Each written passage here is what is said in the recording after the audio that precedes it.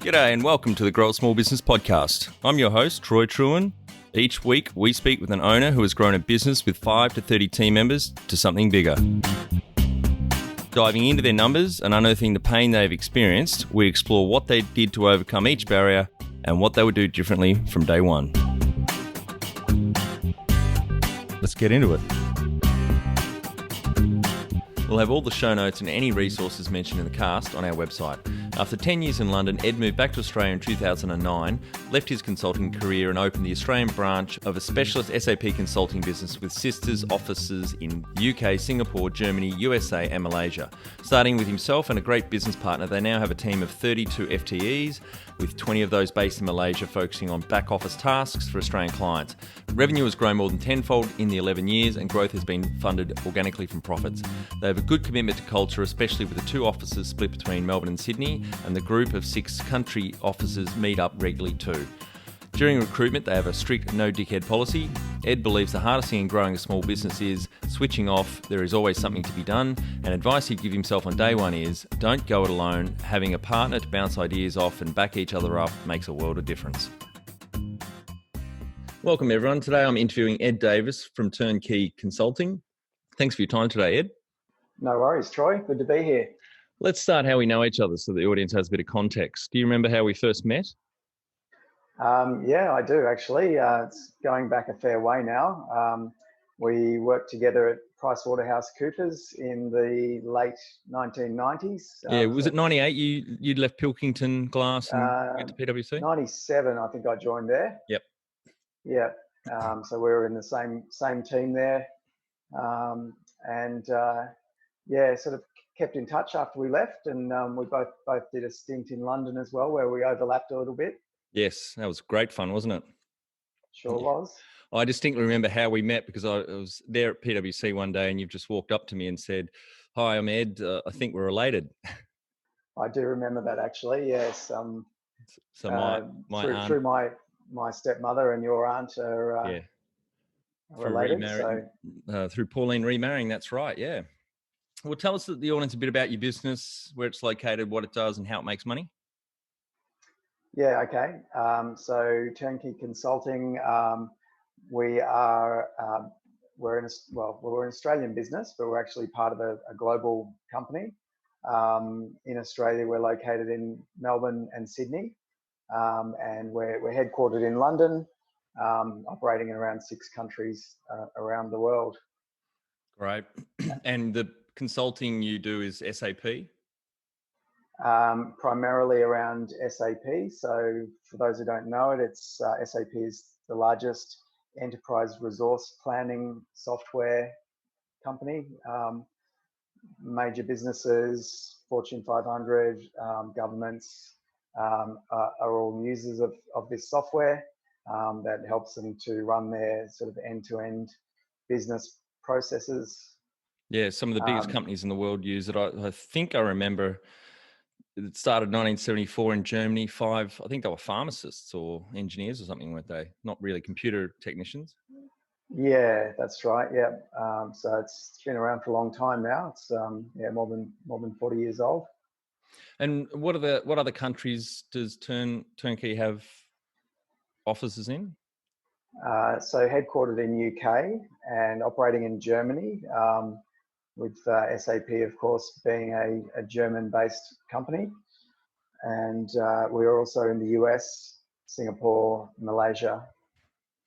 Great. And Malaysia there, you've got like a good offshore team there to put some of the back office work through?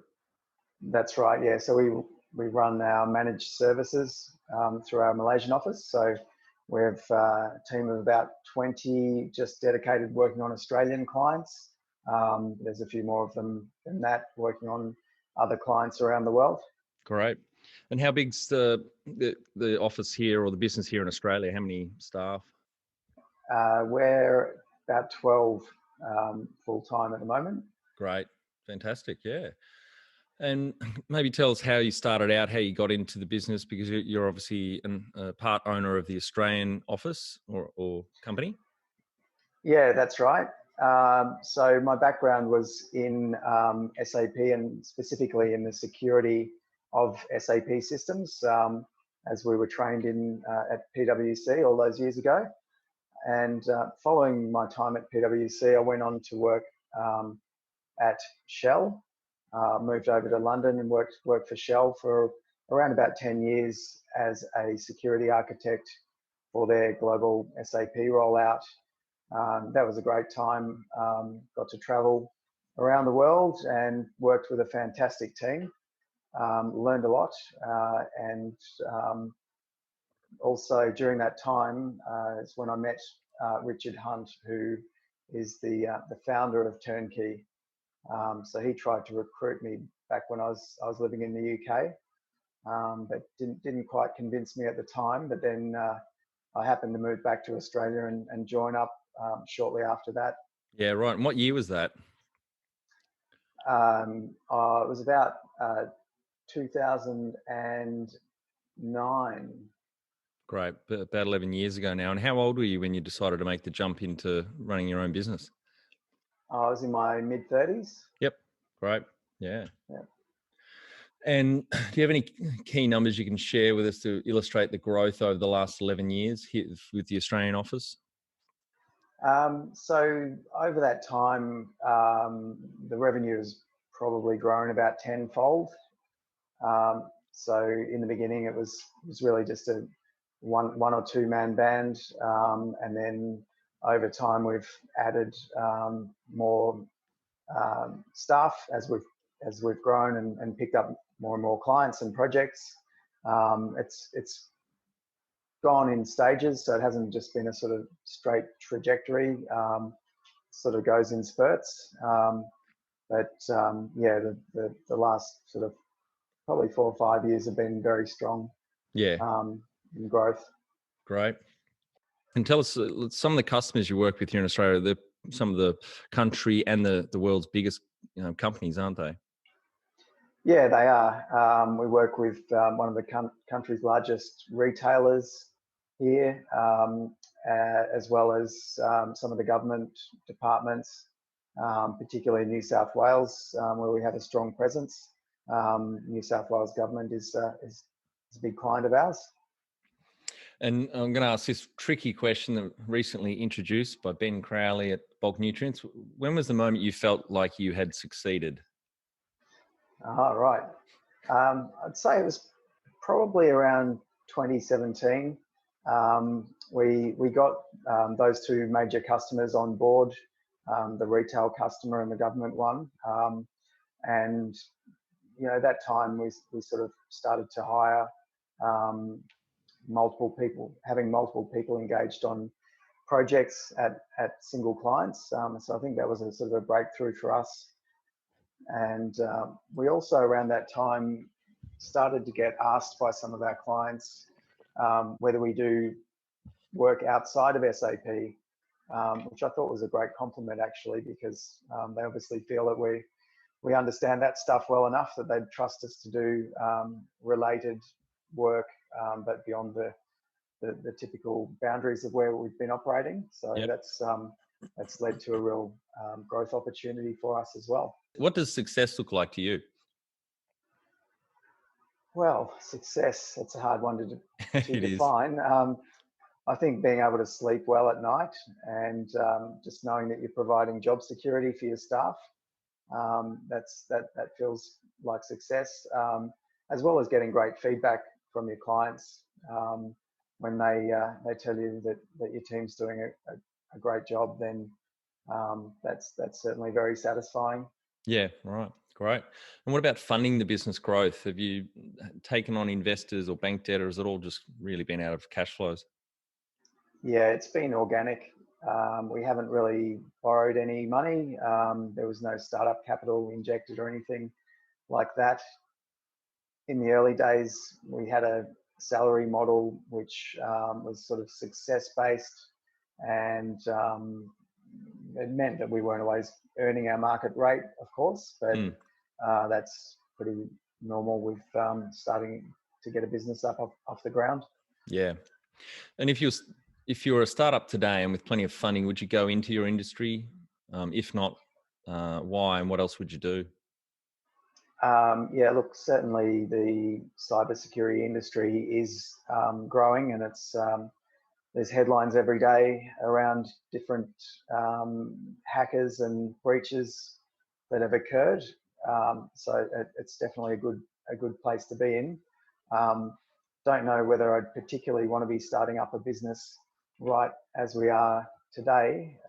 For Yeah, those the for virus. those listening, it's the 23rd of March 2020, and coronavirus is taking over the world. Our Yes, Prime it is. Minister announced yesterday that people can't go out to any social sort of settings, and Pubs and all restaurants. Yeah. travel's been banned. So it's businesses will be obviously closing down at a rapid rate due to the virus, unfortunately. But it sounds like for what you guys do, it's not really going to be a huge impact because cybersecurity and just security in general is still going to be in demand. Yeah, that's right. I guess where we're lucky in this whole thing is that all of our staff, they can work at home. Yeah. And most of our clients, in fact, I think all of them now have requested that our staff do work from home to minimise that social contact. So yeah, if that wasn't possible, then that would be obviously a real issue for our business going forward. And can you outline the most stressful point in your small business growth journey so far? Well, I have to say that we're really at it right now Yeah. With everything that's going on around us. So our priorities are just to make sure that the health of our staff and our clients and everyone around us in the community is looked after, as well as trying to enact some business continuity planning to ensure that the business continues to run, that the projects don't dry up, and that we can keep everybody busy and hopefully get through this without any casualties. Yeah. And so apart from the virus now, your journey's been pretty solid to date. You haven't had any big stressful chapters, I guess? Oh, look, there was earlier on in the journey, probably about 5 or 6 years ago, we hired a guy to grow a particular part of the business, which was related to risk management. And it turned out that we backed the wrong horse. Well, probably on the technology, not necessarily the person. Yeah. He was an expert in the field, but the solution that we were offering just didn't really take off in the market.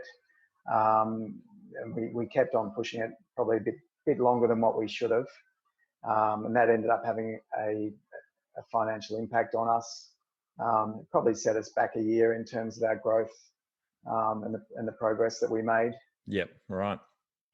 And what areas in business do you feel you've had to work on the most to add the greatest value?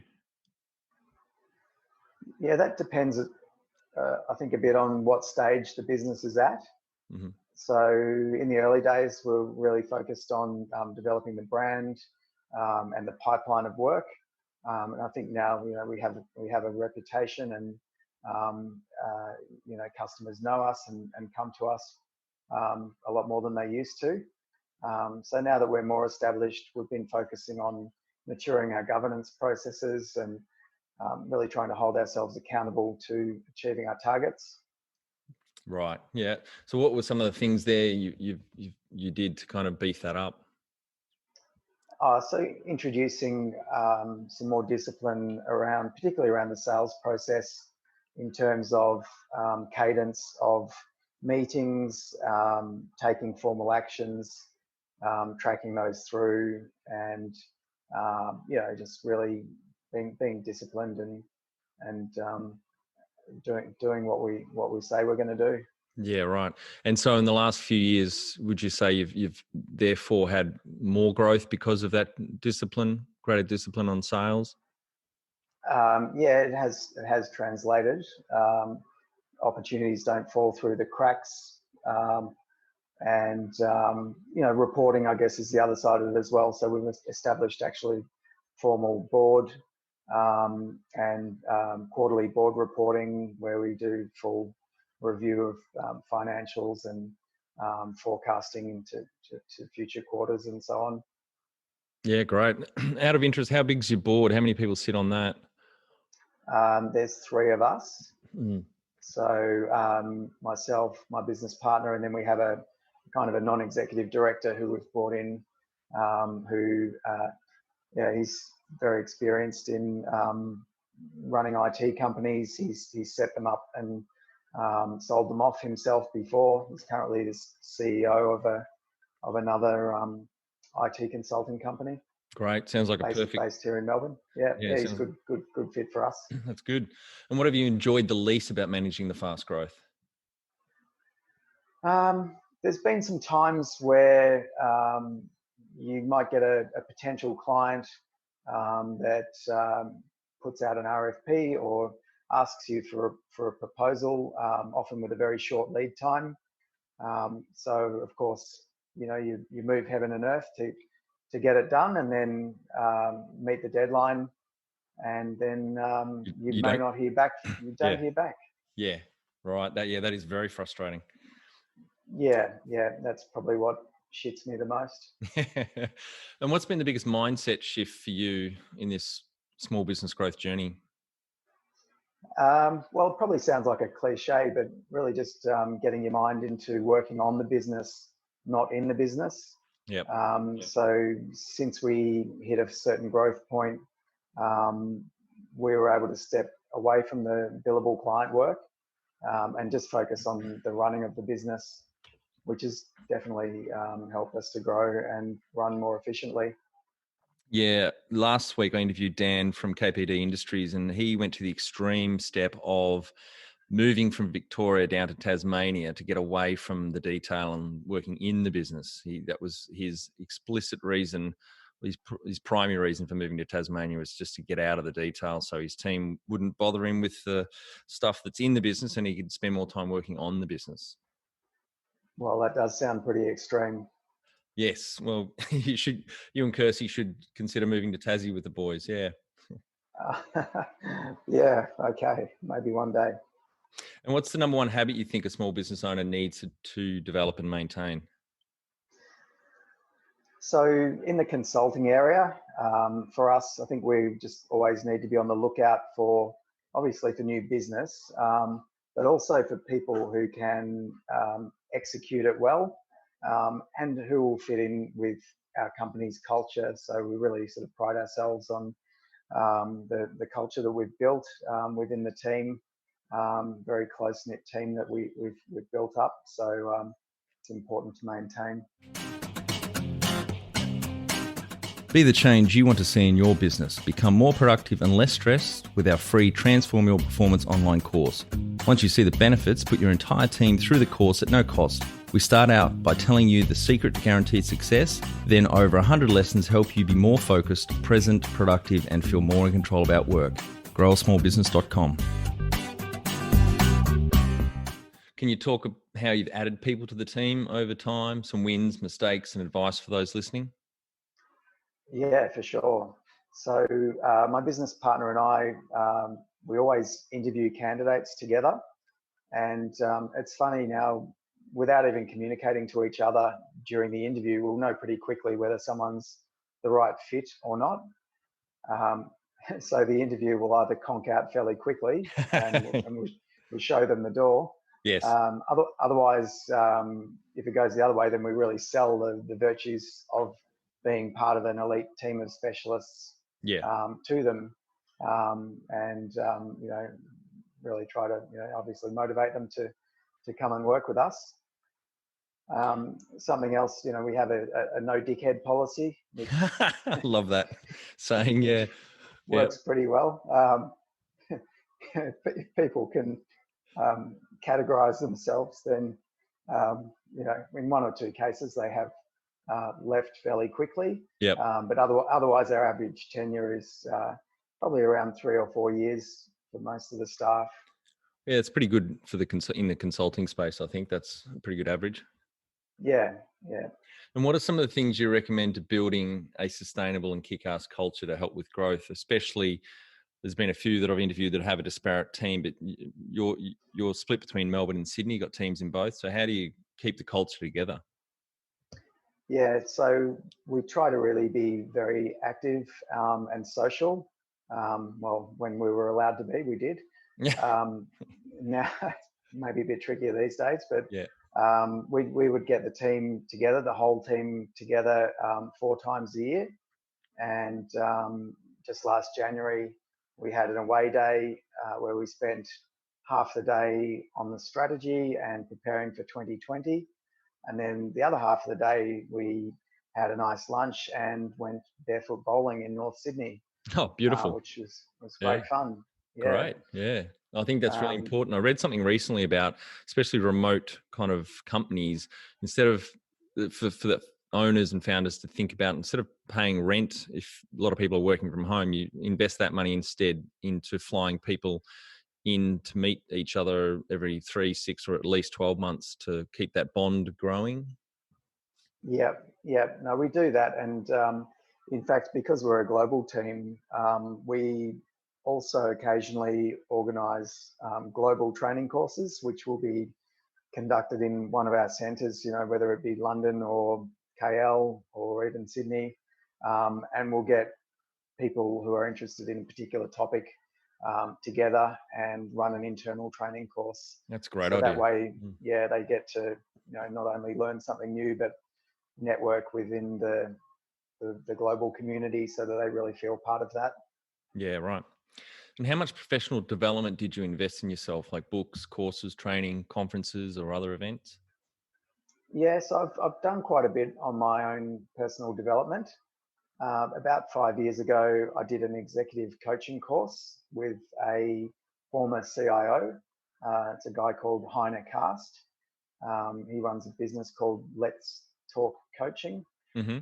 Yep. And so I thought that was a perfect combination of somebody, who is now coaching other people to improve their skills, but also had that CIO background. So he's someone who actually really is. It's almost like getting inside the mind of a potential customer and hearing it from their side. So that was very helpful, and certainly helped to widen my network as a result of that as well. He's introduced me to a lot of people. And apart from the coaching course, I also did the Australian Institute of Company Directors, the course that they run, which focuses very heavily on, obviously corporate governance and the like. So I thought that was a really good fit, again, for 2 reasons. One, because I'm company director and wanted to understand the processes, and secondly, because the corporate governance is our field of expertise. So it helps to give you credibility when you're talking to your clients in that space. Yeah, right. And you've mentioned 2 mentors or coaches you've had so far. Have you got any others that you had over the years, or anything around that you want to outline to the audience so they can, consider? Well, look, those have been the main ones, but it wasn't just that I did a course and then it stopped. We've actually kept in touch. So Heiner, who I did that course with, is actually coaching 2 of my colleagues currently. And he's also done delivered an internal consulting skills training course for our team. So he knows our company really well now, and we've continued that relationship. Great. And all right, we're on to the final 5 questions. What do you think is the hardest thing in growing a small business? I think just switching off. There's always something to be done. Yeah, I agree with that. I've struggled with that for nearly 2 decades now, because I have the fortunate and unfortunate curse of loving what I do. So it is very hard to stop working. And even when you're on holidays, I've had many ex-girlfriends get very angry with me if I'm not present with them, or I'm laying on the beach reading a business book instead of focusing on them. Yeah. Yeah. And what's your favorite business book which has helped you the most? So I read a book and I apologize because I can't remember exactly the title of it, but it was something like the consulting practice, and it just went through step by step how to run a consulting practice in a very practical way. I just remember, I think I was sitting on a beach in Hawaii probably about 10 years ago reading it, and just got so many good ideas from it, which have helped to shape the course of the business over that time. Just looking it up, mate, because I think I told you about that book, actually. I have a feeling you might have recommended it to me, but It's I the was author, just trying to find Trusted Advisor. It was the Trusted Advisor. It was the author, but that's not the book. It is David H. Meister. That's it. It's Running a Professional Services Firm, I'm pretty sure was the name of the book. There you go. We'll Yeah, just, that would be it. David H. Meister. We'll just record that bit again in a minute when I find the book. Yeah, please. There it is, managing the professional services firm. So just go back to the question. I'll ask you again. So what favorite business book which has helped you the most? Yeah, so there's one I read called Managing the Professional Services Firm by David Meister. Yep, I think I put you onto that one. You did. Thanks for that. I remember reading that on a holiday. I think I was on a beach in Hawaii, and it gave me a lot of really good ideas that we've been able to put into practice over the course of running the business the last 10 years. Yeah, I really enjoyed reading that book probably 10 or 12 years ago. Just some absolute nuggets in there. For example, one of the things I do remember is how Meister talks about most professional services firms make their money from juniors, not having a lot of high charging partners in there, but leveraging a lot more juniors below. So there were some really good lessons. He studied the professional services sector, I think, in the 90s and wrote the book. And it really is, or at that time, is the Bible of, if you're going to run a professional services firm, you should certainly read that book first. Yeah. Yeah, no, definitely a must read. Any great podcasts or online learning tools you use for your own professional development? Yeah, so actually the person I mentioned before, Heiner Cast, he actually does podcasts, and I think it's called Let's Talk Coaching. Yep. So he has ones on, both sort of overcoming professional and personal barriers to progressing with your business. So yeah, I think that's definitely a good one to have a look at. Great. One tool you'd recommend to help grow a small business? So we use a CRM system called Zendesk Sell, and I find that just a really great way of tracking all of your leads, all of your contacts, and sort of, following it through the sales funnel. I've used Salesforce before, but I found the Zendesk solution to be a lot simpler to use. Yeah, I've heard that just recently. A few people have suggested Zendesk. I'm about to actually do some research on a good CRM for small businesses. So Zendesk is certainly on the list. Obviously Salesforce is as well, but it is a bit of a behemoth, a bit like Microsoft Word or Office. It's just bloatware, a lot of features, which is one of the things I love about Google. They've really simplified the options you have to work within whatever application. So I'll definitely be checking that one out. I might hit you up for some advice on Zendesk too. No problem. All right, last question and my favorite one. What would you tell yourself on day one of starting a small business? I think for me, it would be just don't go it alone. Having a partner to bounce ideas off, to back each other up, it just makes the world of difference. I've seen other businesses sort of really struggle where there's just been the one person, but the point where there's two or more, it really just tends to accelerate that growth. Yeah, I agree with you on that. Although, I mean, I think I've had nearly 20 business partners over the 20 years, and some were great business partners, others were severely lacking. I mean, recruitment's hardest on the best today. So how the hell do you go about finding, especially just that one business partner that you guys sounds like have just hit it off really well and been able to We support have, each other? yeah, I think we were lucky because Richard Hunt, who's our MD I mentioned earlier, he knew Robert and myself and introduced us to each other, and he just paired us up, and it's just really worked. Great. Yeah, a bit of a matchmaker. That is a good way to do it. Yeah. Well, thanks for your time today, Ed. I think the audience will get a shitload of value from what you've shared with us today. So I really appreciate your time. Yeah, thanks very much, Troy. All the best. Great. Thank you. And for our audience, we would greatly appreciate a review in iTunes or whatever platform you listen to us on. More reviews means we bubble up higher in iTunes, etc. So more business owners looking for podcast help with their growth will find us.